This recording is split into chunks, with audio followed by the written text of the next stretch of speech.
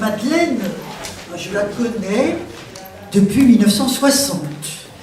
C'était l'année du colloque sur le militant ouvrier à l'Institut français d'histoire sociale. Et c'est à ce moment-là que nous nous sommes rencontrés, et si j'ose dire que nous ne nous sommes plus quittés, hein, avec naturellement des intermittences qui ne sont pas celles du cœur, mais qui sont celles des emplois du temps, des choix aussi, et des directions personnelles. Alors, nous avons surtout beaucoup travaillé ensemble autour du mouvement social, ça va de soi, qui nous unissait beaucoup, et toutes sortes d'entreprises, de colloques, de voyages en Italie, justement, et ailleurs, que nous avons fait ensemble. Et les amis du mouvement social, dont Métron était d'abord, bien entendu, le fondateur et le secrétaire général, nous appelaient, nous, c'est-à-dire Annick Riegel, Madeleine Rebériou, Roland Trempé et moi, les 4 filles de Marx. Hein, vous voyez évidemment l'allusion au roman célèbre Les 4 filles du docteur Marx. Les 4 filles du docteur Marx, c'était ça. Et bien vous voyez, de ces 4, je suis la dernière. Alors, chacun sait ce qui m'attend. Bon, Madeleine, donc, le livre. Je trouve que ce livre est remarquable. C'est une excellente idée que de l'avoir fait. Il est d'une très grande clarté. Dans ce livre, je connaissais notamment le premier. J'avais d'ailleurs invité Madeleine à venir en parler à France Culture au lundi de l'histoire. Mais il y a beaucoup d'autres choses, naturellement, et notamment la 3e partie culturelle que j'apprécie particulièrement. Et ce qui est très intéressant dans ce livre, qu'il faut absolument avoir et relire, hein, ce sont justement les introductions de Madeleine. L'introduction au premier livre, hein, qui est véritablement un parcours biographique tout à fait passionnant. Et puis alors, justement, la 3e partie culturelle, introduite par Georgel, qui est là alors beaucoup plus inédite. Les articles étaient quand même plus dispersés. Hein. Et le dernier article de Madeleine sur les demoiselles d'Avignon, c'est un régal. Un véritable régal où on voit la Madeleine qui était plus celle des années 60. Justement, la Madeleine du musée d'Orsay, avec cette ouverture formidable qu'a été pour elle ce moment-là. Et elle pose dans cet article la question, bien débattue, archi débattue, hein, est-ce que Picasso, dans Les Demoiselles d'Avignon, peint des prostituées ou des masques africains? Bon, énorme sujet.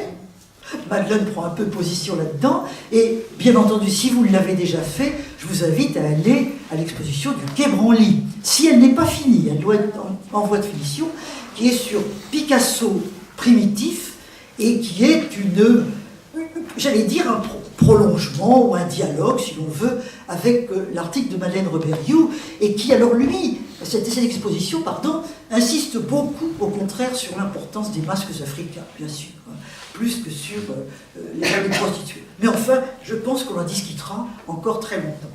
Alors, 3e point qui est notre table ronde, Madeleine Rebériou et l'histoire sociale. Je dirais, et je rejoins Antoine Brault à l'instant, Madeleine Rebériou, c'est d'abord une historienne du politique. Je crois véritablement que c'est ça qui l'intéressait, véritablement, hein, et que l'histoire sociale, beaucoup moins, en définitive, moins. Et il faut souligner son originalité, parce que dans les années 60, au début de toute cette histoire, ce qui dominait, ce n'était pas l'histoire politique, c'était l'histoire économique et sociale, hein, dont Labrousse, notre maître commun, il a été le sien et le mien, et de beaucoup d'autres, d'Annick Riegel et de beaucoup d'autres, c'était pas l'histoire politique du tout. Autrement dit, Madeleine avait une longueur d'avance, car l'histoire politique, on allait la retrouver 20 ans plus tard, hein, un peu le retour du politique, mais cette histoire politique qu'elle a développée, même si l'histoire sociale n'était pas sa tasse de thé première, elle l'a fait d'une toute autre manière. On en parlait avec Antoine à l'instant.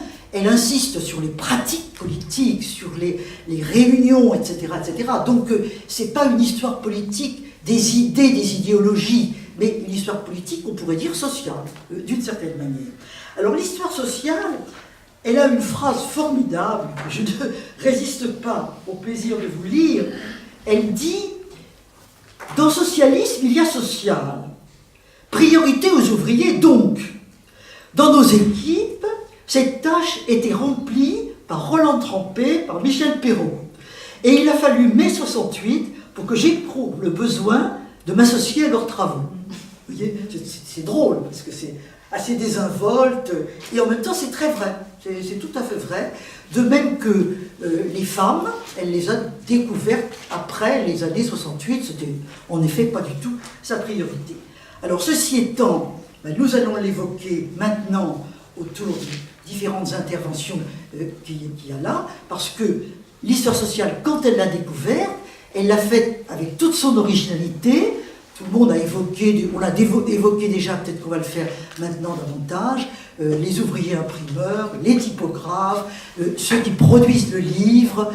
Finalement, elle trouvait là une jonction entre l'histoire sociale, donc elle découvrait un peu, et puis l'histoire culturelle, qui évidemment est là tout à fait créée.